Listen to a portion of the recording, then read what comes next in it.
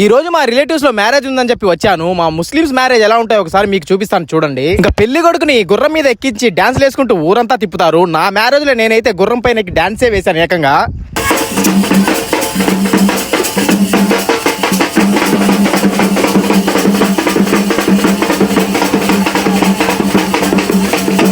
ఇంకా మ్యారేజ్ అంటేనే మా ముస్లిమ్స్ లో దావత్ మెయిన్. ఇంకా పెళ్లి కొడుకు కళ్యాణ మండపం రాగానే నేనైతే దావత్కి అయితే వచ్చేసాను పైకి.